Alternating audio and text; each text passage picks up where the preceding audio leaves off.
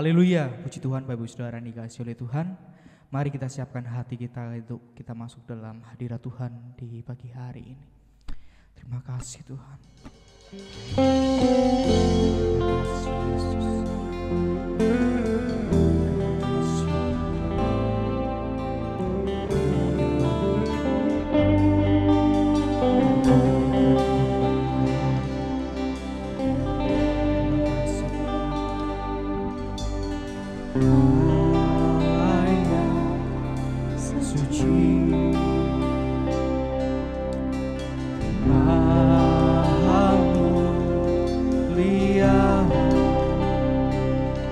Disanjung sembah selamanya, surga bumi pun nyanyikan. Bapa yang kekal, Maha Kuasa, disanjung sembah selamanya, surga bumi pun serukan. Haleluya, haleluya. Oh kudus, kuduslah Tuhan. Haleluya, haleluya. Terpujilah nama Tuhan.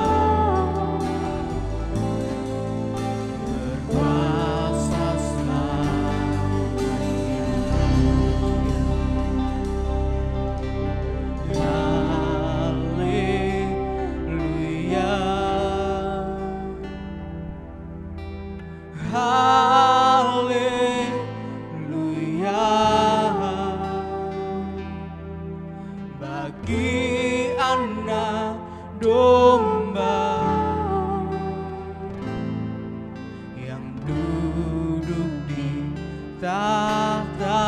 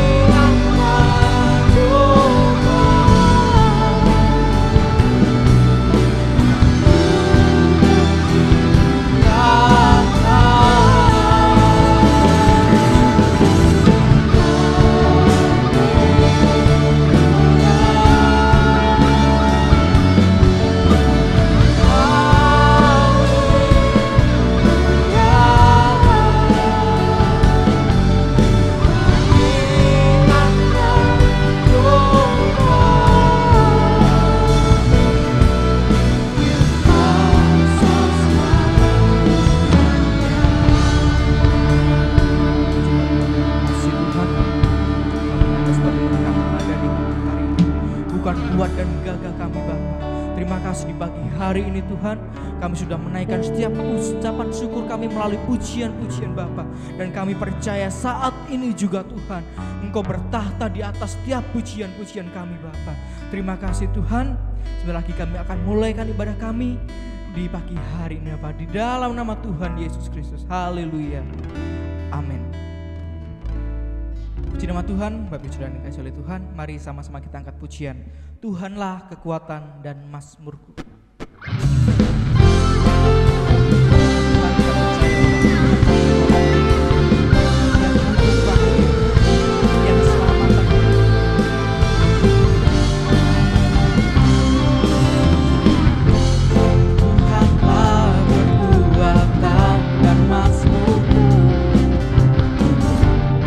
Gunung batu dan keselamatanku.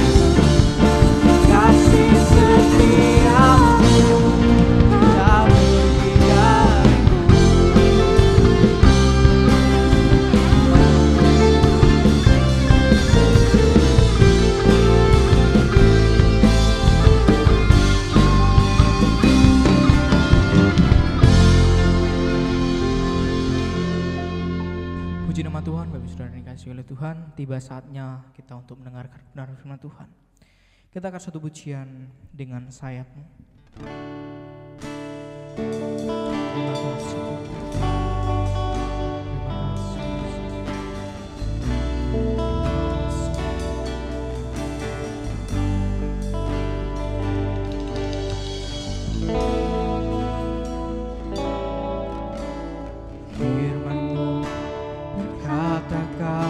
Besertaku,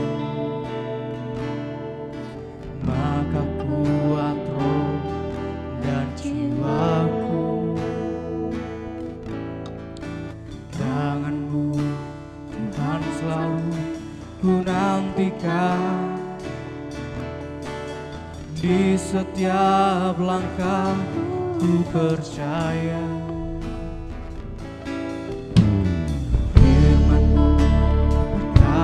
Kau besertaku, maka kuat roh dan jiwaku. Tangan-Mu Tuhan selalu ku nantikan,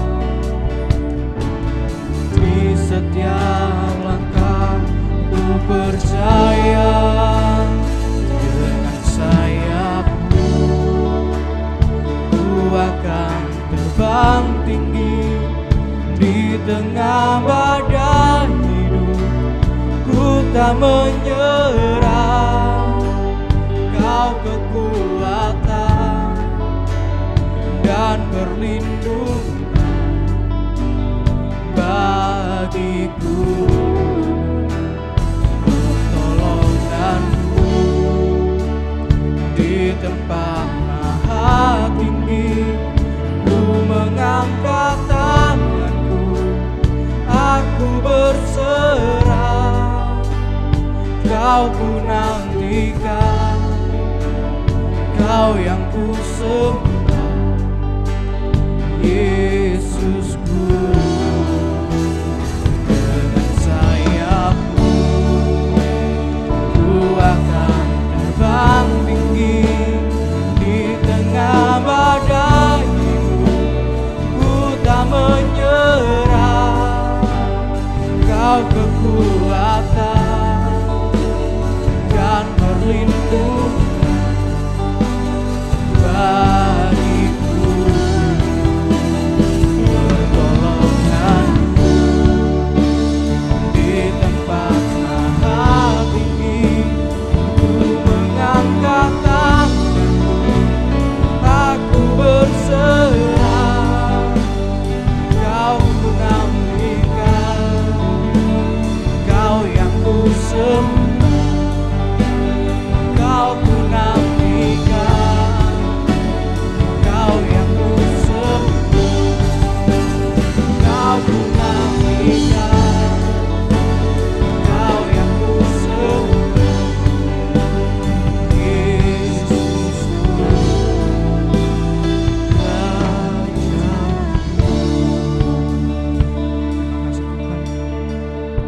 Biarlah ini menjadi pengakuan kami, Bapa. Engkaulah Allah kami, Engkaulah kekuatan kami, Tuhan. Terima kasih buat apa yang Tuhan lakukan pada kami. Kami percaya semua itu mendatangkan kebaikan bagi kami, Tuhan. Tiba saatnya Tuhan di pagi hari ini, Tuhan, kami mendengarkan sebagian dari kebenaran firman-Mu, Tuhan. Karena firman-Mu lah yang memberi kekuatan kepada kami. Firman-Mu lah yang memberi pengharapan kepada kami, Tuhan. Biar juga Tuhan urapi hamba-Mu yang sebentar lagi menyampaikan kebenaran firman-Mu. Biarlah ia berkata-kata sesuai dengan apa yang Tuhan ingin sampaikan kepada kami semuanya, Bapa. Terima kasih Tuhan. Berfirmanlah Tuhan, kami siap untuk mendengarkan kebenaran firman-Mu. Di dalam nama Tuhan Yesus Kristus. Haleluya. Amin.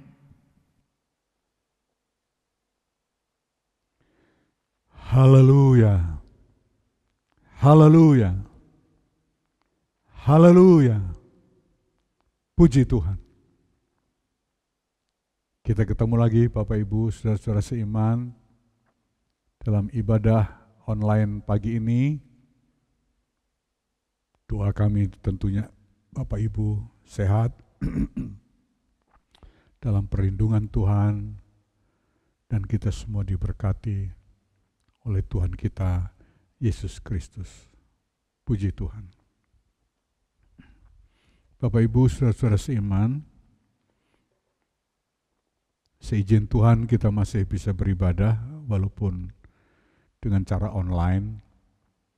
Namun sekali lagi, mari tidak mengurangi sikap hati kita yang berkenan sebagaimana layaknya seorang yang beribadah, yang menyembah, yang merendahkan diri di hadapan Allah, Tuhan yang telah menyelamatkan kita semua.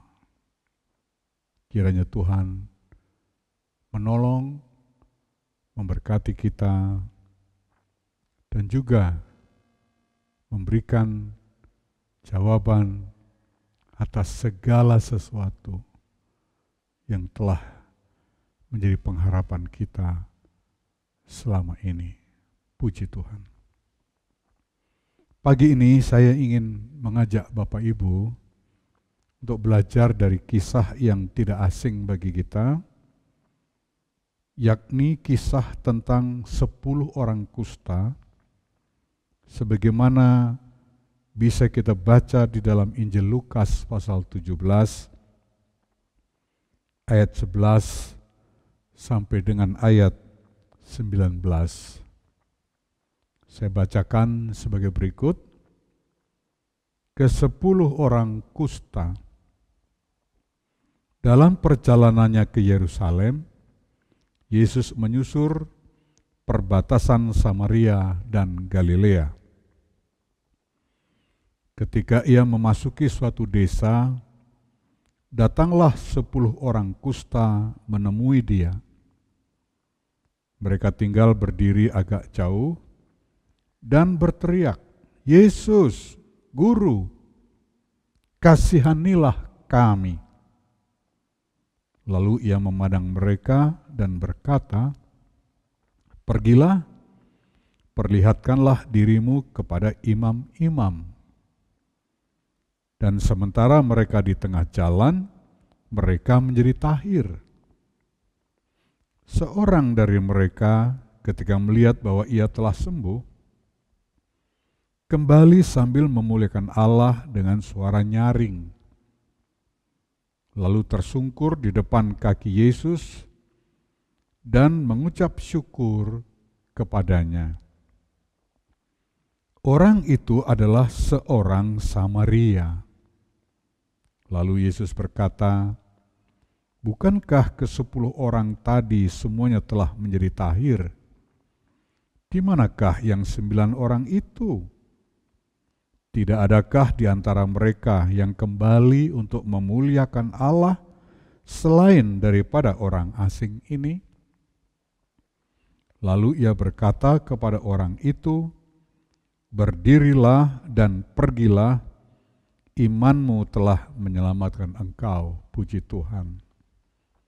Mari kita coba belajar kisah 10 orang kusta ini untuk menjadi cermin kehidupan bagi kita, dan juga untuk kita bisa menumbuhkan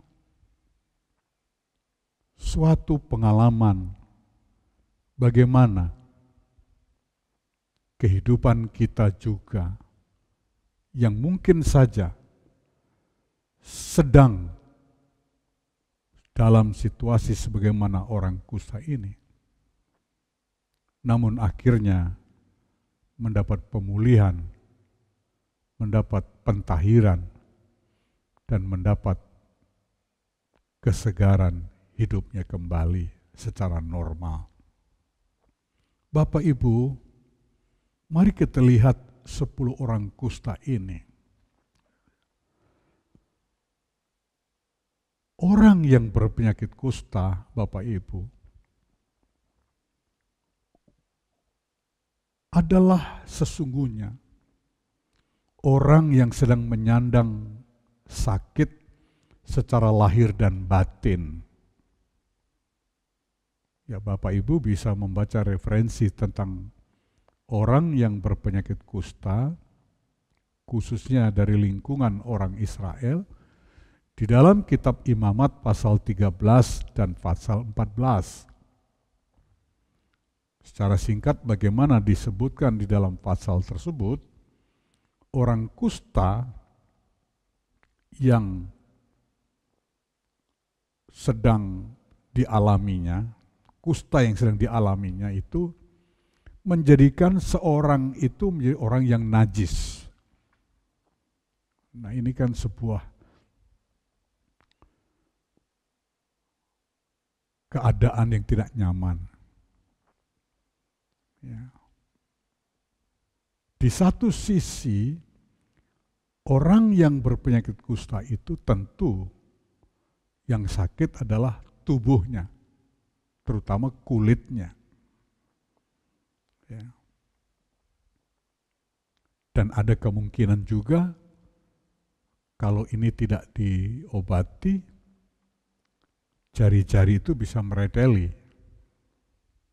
Ya, Bapak Ibu mungkin bisa mencari referensi yang lebih tepat secara medisnya.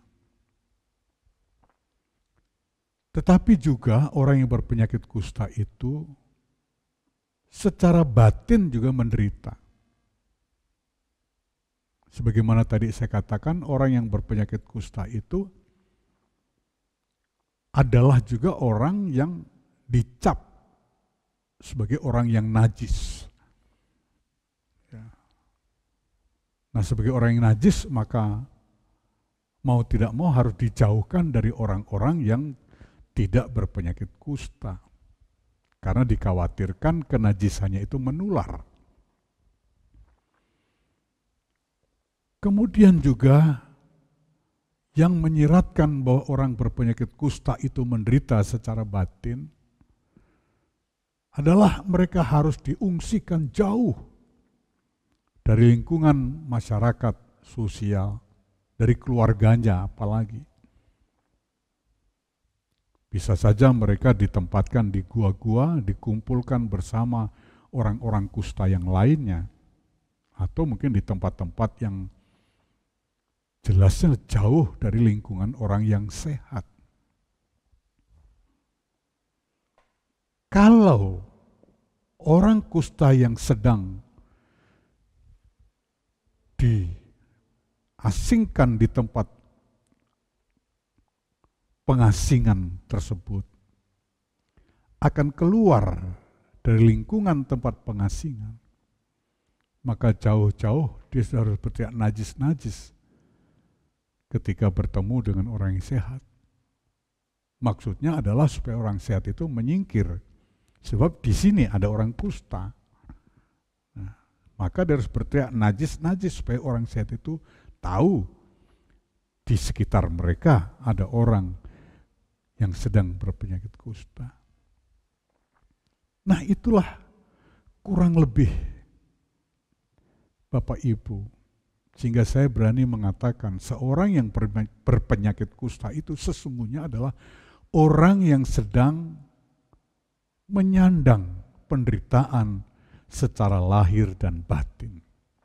Tubuhnya, jasmaninya, fisiknya sakit, tapi secara batin juga menderita karena terbuang, dicap najis, tidak boleh berkumpul dengan orang-orang yang sehat. Juga tidak boleh berkumpul di dalam ruang pertemuan ibadah mereka, sebagaimana umumnya dilakukan orang yang sehat. Namun, Bapak Ibu, dalam kisah ini kita bisa belajar dari orang kusta ini. Ya. Karena di saat mereka sedang menyandang penderitaan secara lahir dan batin, ternyata di dalam hidup mereka masih punya setitik harapan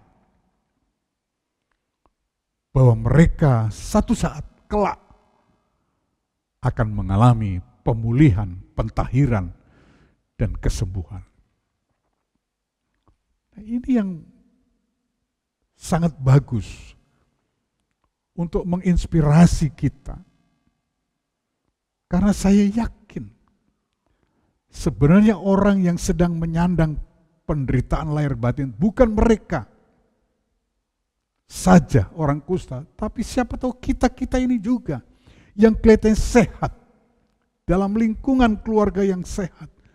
Tapi mungkin sesungguhnya masing-masing sedang mengalami sebuah penderitaan secara lahir dan batin. Tentu saya tidak bisa menyebut secara detail apa itu. Bahwa kita sedang menyandang penyakit penderitaan lahir batin. Bapak Ibu yang tahu secara lahir apa yang dirasakan sekarang, sakit apa. Secara batin Bapak itu merasa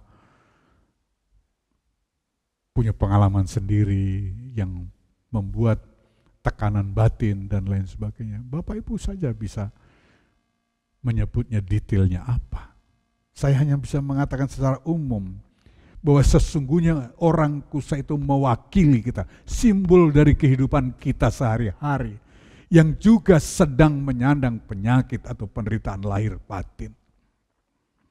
Tetapi yang kita bisa belajar dari orang kusta ini adalah di tengah mereka sedang menyandang penderitaan lahir batin, di dalam hidup mereka masih ada setitik asa, setitik harapan untuk mereka bisa mengalami kehidupan yang lebih baik, tahir dan sembuh. Dan harapan yang ada pada mereka itulah tanpa disadari telah menjadi sebuah dorongan untuk mereka berani meninggalkan tempat pengasingan khusus untuk berjumpa kepada Yesus. Ketika mereka mendengar, entah dari mana, ada orang berkata kepada mereka bahwa dalam waktu dekat ini Yesus akan berjalan melewati desa di sekitar perbatasan Galilea dan Samaria. Seperti ayat yang kita baca tadi. Dan bagi mereka, Yesus yang akan melewati desa di perbatasan Samaria Galilea itu adalah merupakan kesempatan emas untuk mereka mewujudkan pengharapannya bahwa mereka akan dipulihkan, disembuhkan ketika mereka datang kepada Yesus. Ini satu hal yang kita bisa belajar dari hidup mereka. Ya. Jadi pertama, di tengah menyandang penyakit lahir batin sebagai orang kusta, mereka masih mempunyai harapan untuk dipulihkan. Mereka masih berani memandang hari esok akan lebih baik dari sekarang ini. Hari esok saya akan sembuh, sehat, tahir, dan bisa berkumpul di tengah keluarga, bisa berkumpul di tengah masyarakat, bisa berkumpul ikut lagi dalam pertemuan-pertemuan ibadah sebagaimana orang Israel pada umumnya. Dan harapan itulah telah menjadi dorongan mereka berani keluar dari tempat pengasingan apapun risikonya mereka hadapi. Kemudian mendekat ke desa yang sekiranya akan dilalui Yesus.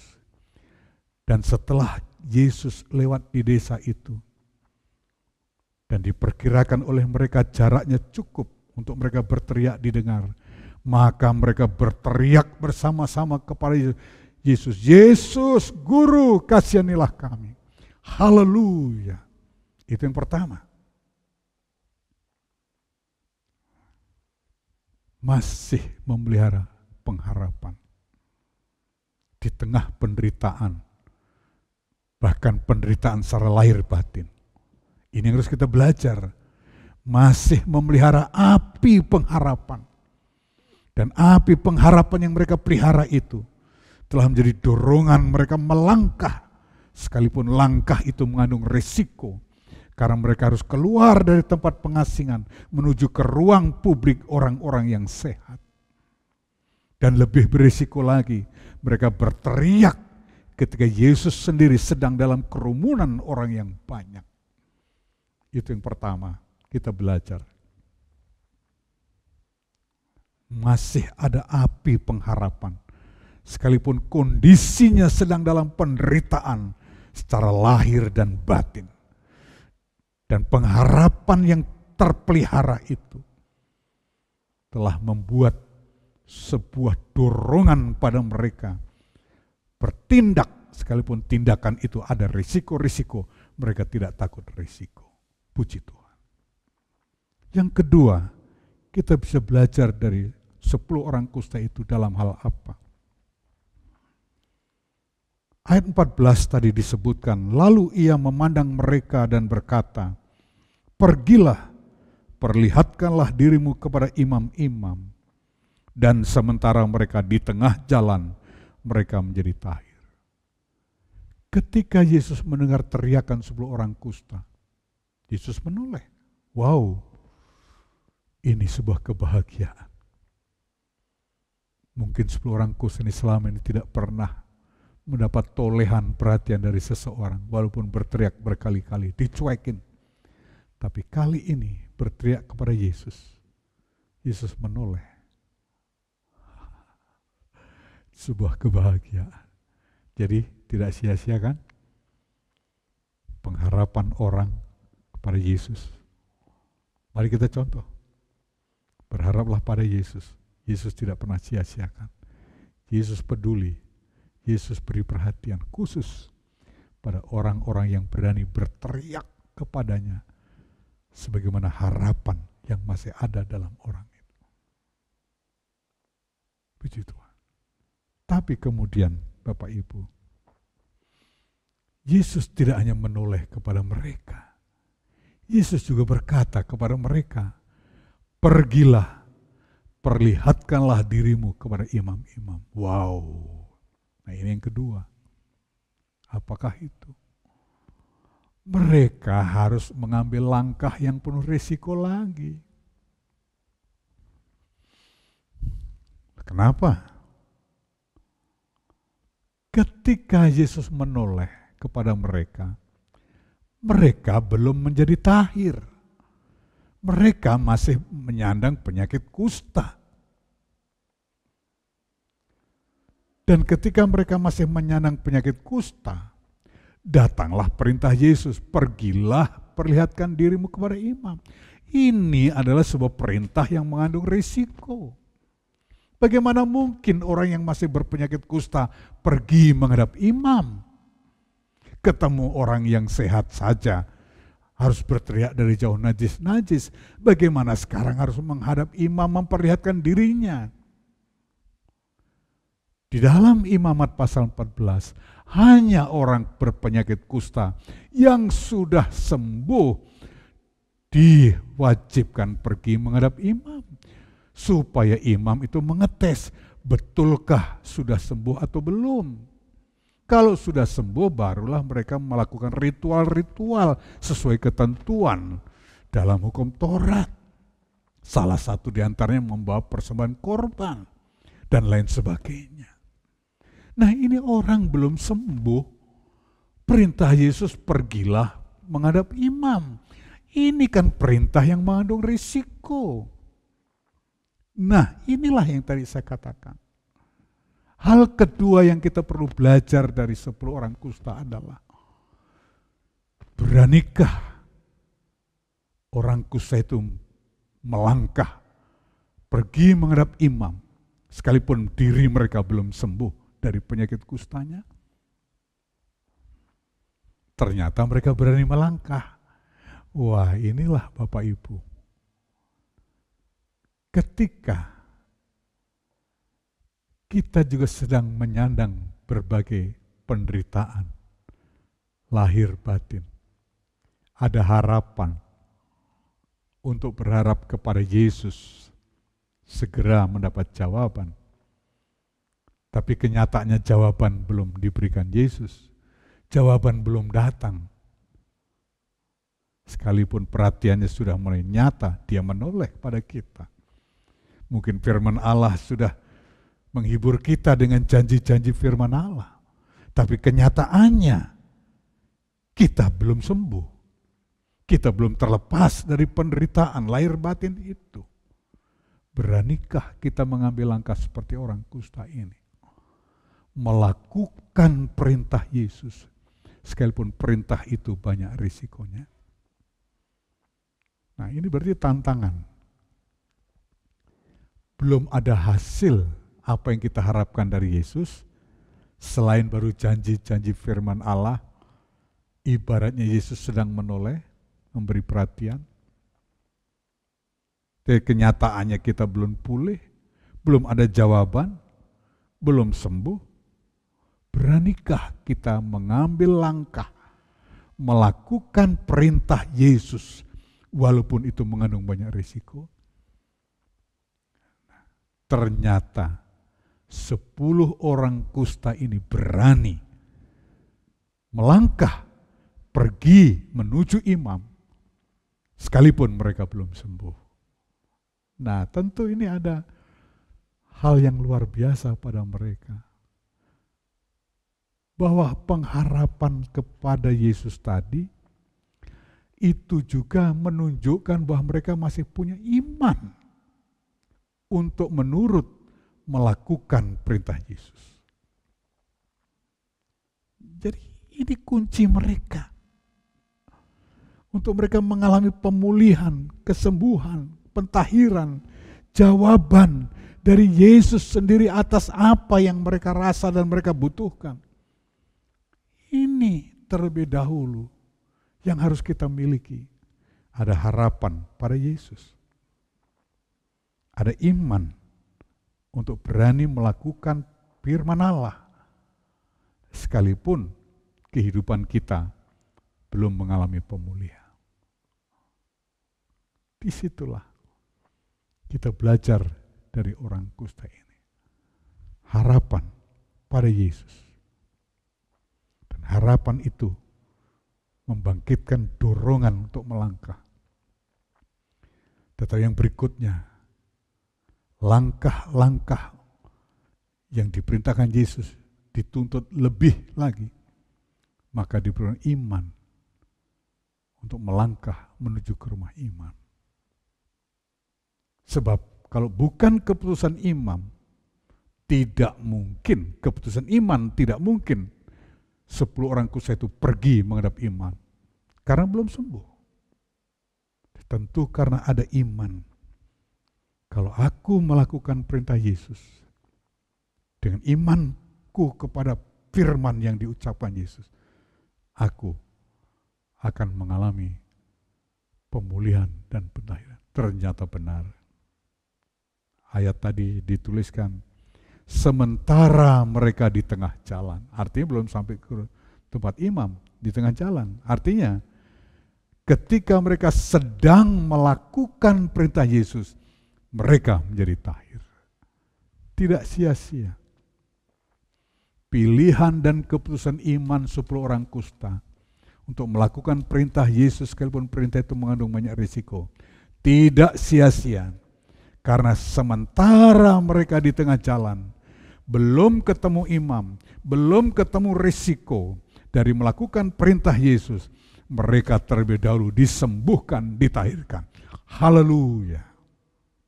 Itu hal kedua yang perlu kita belajar. Pertama, memelihara api pengharapan yang kita tujukan kepada Yesus. Itu akan membangkitkan keberanian kita melangkah. Dan kedua, langkah-langkah kita harus kita tingkatkan melakukan perintah Yesus. Bukan hanya langkah sesuai yang aku inginkan, tapi sekarang ada langkah sesuai yang perintahkan Yesus. Iman yang diperlukan. Tanpa iman, tidak ada orang kusta berani menghadap imam dikala mereka belum sembuh. Tapi keputusan iman melakukan perintah Yesus menghadap imam tidak sia-sia. Sebab sementara di perjalanan, sementara melakukan firman Allah yang penuh risiko, mereka disembuhkan. Haleluya. Dan yang ketiga, Bapak Ibu, kita belajar.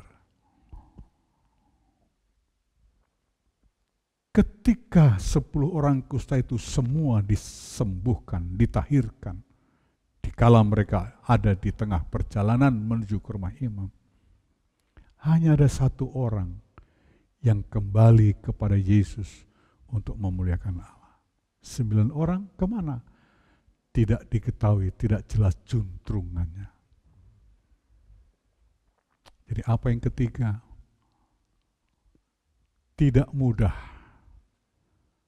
untuk semua orang, termasuk kita. Ketika kita sudah mendapat berkat, jawaban, pertolongan Tuhan untuk memelihara iman, penuh syukur, menyembah Allah. Hanya satu orang, 9 orang tidak ada. 1/10 kembali kepada Tuhan. 90% hilang, 10% kembali kepada Allah. Satu bagian yang kembali bersyukur.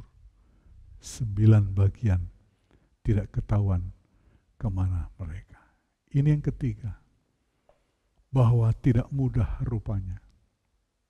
Sekalipun seseorang sudah diberkati, seseorang sudah ditolong, seseorang sudah dijawab segala kebutuhan, pergumulannya oleh Tuhan, untuk tetap menjaga dirinya, beriman, bersyukur, memuliakan Allah.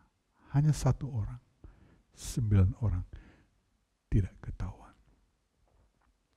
Tetapi kepada satu orang itu Yesus memberi penghargaan. Berdirilah dan pergilah, imanmu telah menyelamatkan engkau. Yang 9 orang tidak tahu, tidak menikmati berkat peneguhan dari Yesus.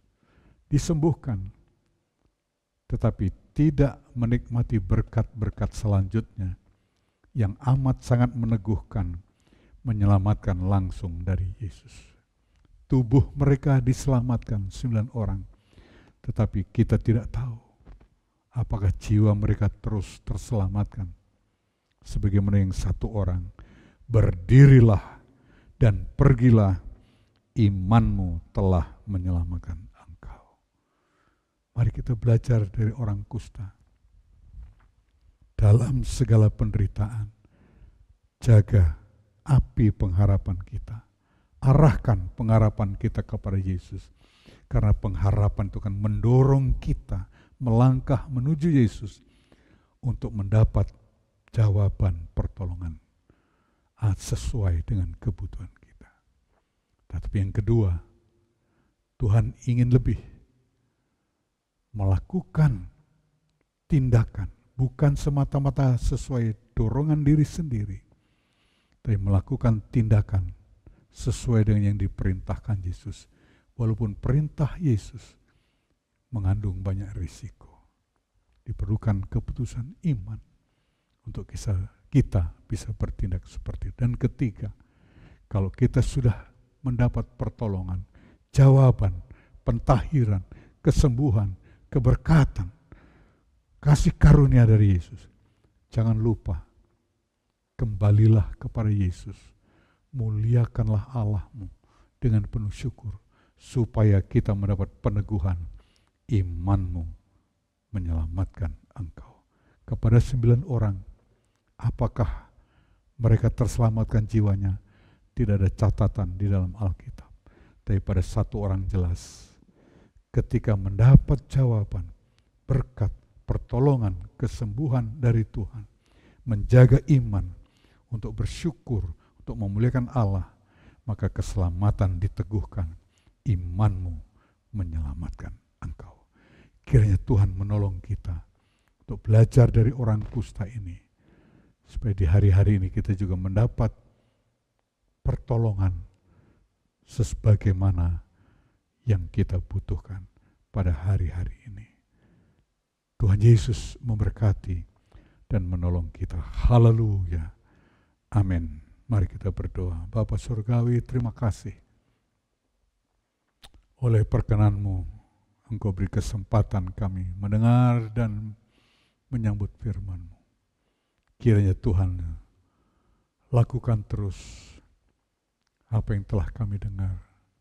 sebagaimana yang Engkau kehendaki dalam kami. Berikan kami terus pengharapan yang menyala, bahkan iman untuk melakukan firman-Mu, sekalipun firman-Mu kadang-kadang banyak risiko ketika kami harus melakukannya. Tetapi kenyataannya risiko itu tidak ada. Sebab di saat kami sedang melakukan firman-Mu, sesungguhnya jawaban pertolongan itu nyata dalam kehidupan kami. Terima kasih Tuhan. Taruhlah itu atas kami. Supaya di hari-hari yang penuh kesulitan ini, kami boleh melihat pertolongan-Mu yang ajaib. Sebagaimana orang-orang kusta ini. Haleluya. Kami bersyukur untuk semuanya. Dan jadilah seperti kehendak-Mu. Di dalam nama Tuhan Yesus Kristus. Haleluya. Amin. Puji nama Tuhan, Bapak Ibu Saudara yang dikasihi oleh Tuhan, kita sudah mendengarkan kebenaran firman Tuhan. Mari sama-sama kita akan akhiri ibadah kita di pagi hari ini.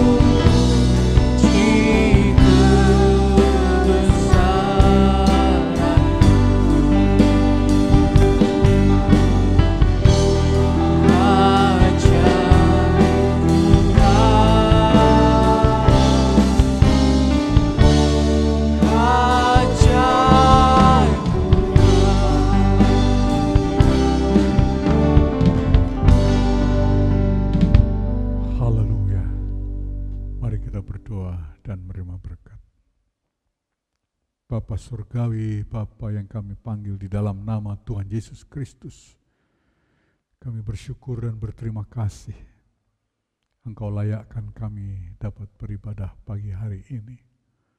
Sekalipun semua masih dalam suasana keterbatasan kami, tapi kami yakin Tuhan melihat sampai dasar hati kami.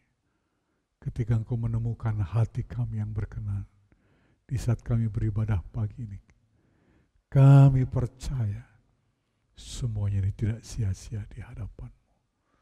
Ulurkan tangan belas kasihan-Mu, terus memberkati, memberi kekuatan, jalan keluar atas segala pergumulan dan persoalan kami. Kami terus berdoa ya Bapa untuk bangsa dan negara ini, pemerintah kami, para pemimpin kami. Kiranya kasih karunia, berkat anugerah, rahmat, hikmat, kearifan, kebijakan dari Tuhan turunlah atas beliau-beliau. Dengan demikian beliau-beliau dapat membuat keputusan kebijakan sebagaimana yang kami butuhkan, khususnya di hari-hari pandemi ini. Olehnya kami semua bangsa dan negara ini diberi kemampuan untuk segera keluar dari persoalan yang berat ini. Berikan kesehatan kepada mereka, kekuatan, kesabaran, menjalankan tugas kewajiban yang telah diembankan kepada mereka. Terima kasih Bapa. Haleluya. Diberkati terus program vaksinasi. Biarlah segalanya tuntas. Dan berikan kami, bangsa, negeri ini, sebuah kesadaran dan kegembiraan untuk turut bersama mensukseskan program vaksinasi ini, supaya pandemi ini segera dapat teratasi sebagaimana yang kami harapkan semua. Terpujilah Engkau kekal selama-lamanya. Kami terus berdoa untuk seluruh jemaat Efrata, bahkan jiwa-jiwa dimanapun berada, dengan hati sukacita dan haus bersama beribadah kami. Hanya Engkau yang tahu pergumulan satu persatu. Ulurkan tangan kemurahan-Mu, limpahkan belas kasihan-Mu. Tolonglah mereka, tolonglah kami, supaya kami juga berkemenangan atas setiap pergumulan yang sedang kami hadapi. Lihatlah mereka yang sedang sakit, baik di rumah sakit, apapun jenis penyakit mereka, siapapun mereka, tua, muda, laki, perempuan, besar, kecil. Tuhan, kuasa-Mu tidak berubah dulu, sekarang, selama-lamanya. Jadilah kesembuhan yang ajaib oleh karena kuasa bilur-bilur-Mu. Jadilah atas mereka. Di dalam nama Yesus, terjadilah kesembuhan sebagaimana kehendak-Mu. Terima kasih Tuhan. Yang lemah dikuatkan, yang susah dihiburkan, yang sedang bingung dalam pergumulan, teguhkan hati dan bukalah jalan. Biarlah nama Tuhan dipermuliakan di atas segala-galanya. Terima kasih Tuhan, memberkati mereka semua. Apa yang mereka perlukan bagi kehidupan sehari-hari, kiranya Engkau memberkati apa yang mereka usahakan. Ada rezeki yang cukup, sehingga mereka tidak kekurangan apapun.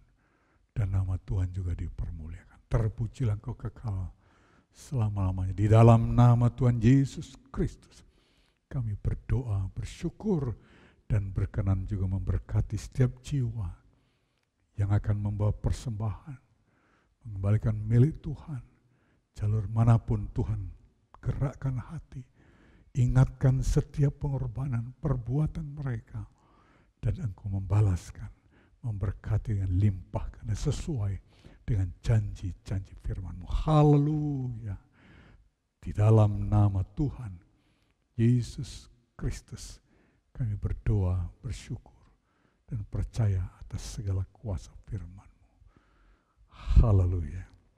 Dan sekarang Bapak Ibu, terimalah kelimpahan damai sejahtera, berkat dari Allah Bapa, kasih sayang Yesus Kristus Anak yang tunggal, persekutuan, penghiburan, perlindungan Roh Kudus atas kita selama-lamanya. Wajah Tuhan menyinarimu dan tangan Tuhan menggendongmu sampai Maranatha, di dalam nama Tuhan Yesus Kristus. Haleluya, haleluya, haleluya. Amin.